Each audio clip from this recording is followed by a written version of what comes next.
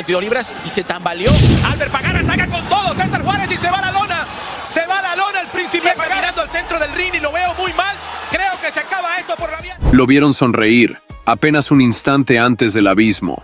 Pero ¿qué ocultaba realmente esa sonrisa en el rostro del joven príncipe filipino Albert Pagara, aquel 9 de julio de 2016? Era la confianza ciega de un prospecto invicto, el brillo dorado de la juventud que se siente inmortal, ¿o era acaso la máscara frágil de un hombre que, en el fondo, ya sentía cómo las garras de una bestia mexicana comenzaban a desgarrar su destino? Hay quienes dicen que fue soberbia, otros que agotamiento extremo, algunos incluso susurran sobre la preparación, pero la verdad, la cruda verdad de lo que sucedió en ese ring del San Mateo Event Center en California, es mucho más compleja y aterradora.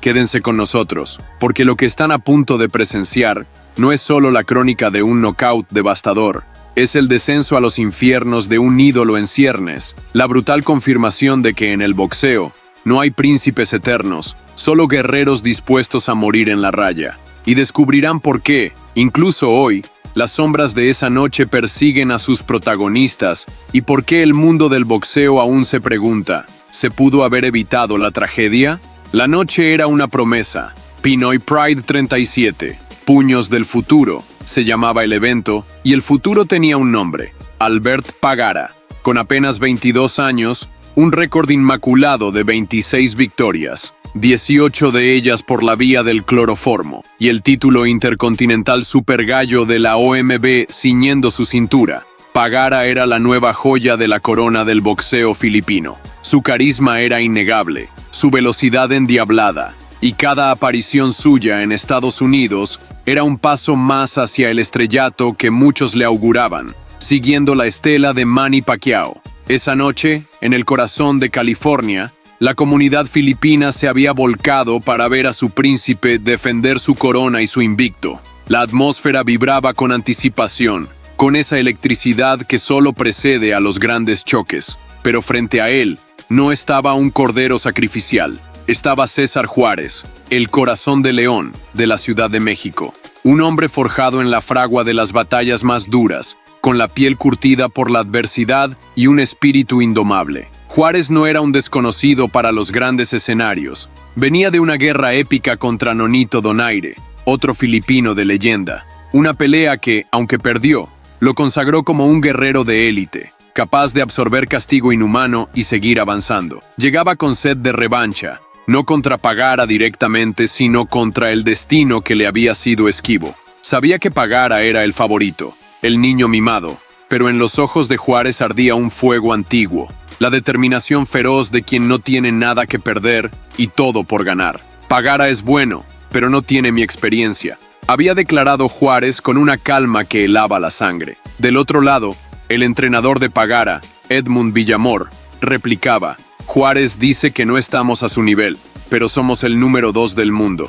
Veremos el sábado si estamos a su nivel. La tensión era palpable. Desde el primer campanazo, el combate fue una colisión de estilos y voluntades. Pagara, fiel a su apodo de príncipe, salió con la elegancia y la precisión de un esgrimista. Sus movimientos eran fluidos, sus combinaciones veloces, buscando explotar su mayor alcance y rapidez. Juárez, en cambio, era la encarnación de la presión implacable. Como un tanque, acortaba la distancia lanzando golpes de poder con ambas manos, buscando el cuerpo a cuerpo donde su fortaleza física podía hacer la diferencia.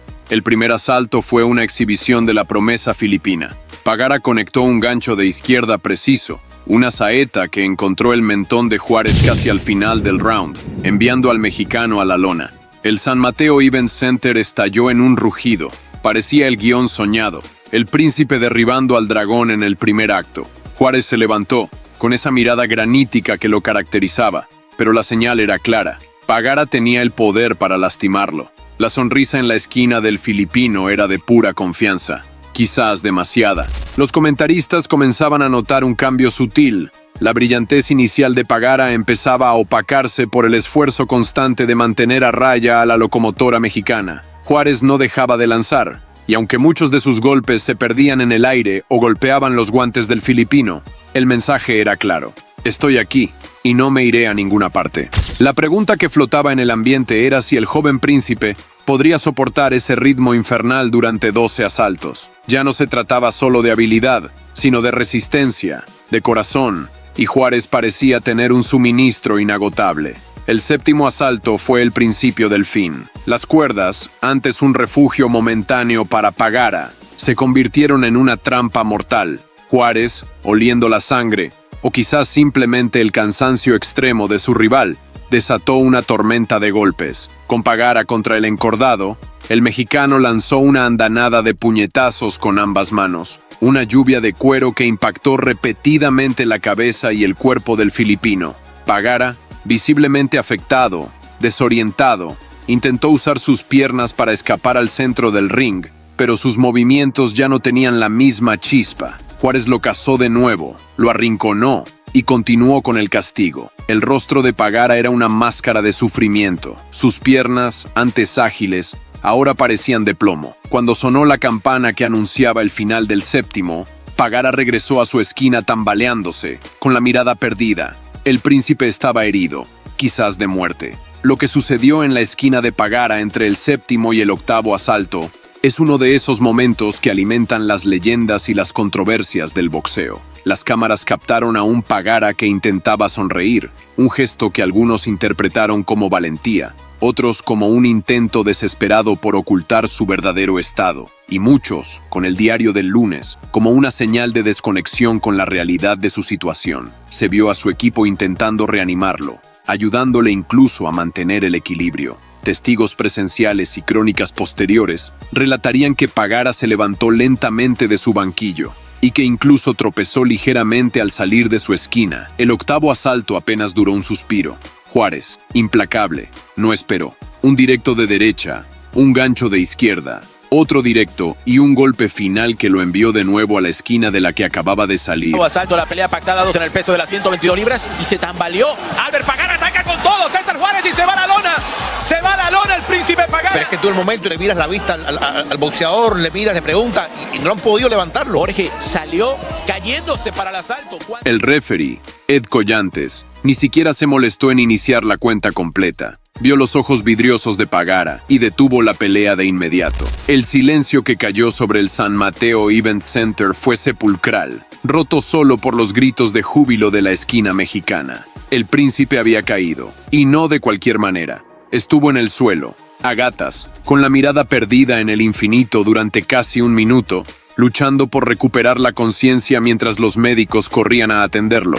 La imagen era desoladora. El joven invicto, la gran esperanza filipina, reducido a una figura vulnerable, necesitando oxígeno y siendo finalmente retirado en camilla, rumbo al hospital Stanford para una evaluación neurológica urgente. César Corazón de León, Juárez, había conquistado el título y el respeto del mundo del boxeo una vez más, demostrando que la resiliencia y la determinación pueden derribar cualquier castillo, por muy alto que parezca.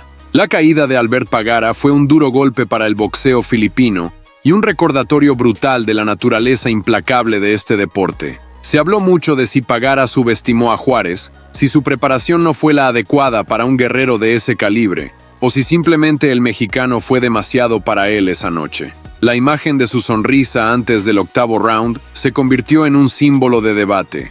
¿Era la fachada de un hombre que ya no tenía más que ofrecer? ¿O la inconsciencia de quien no ve venir el tren de frente?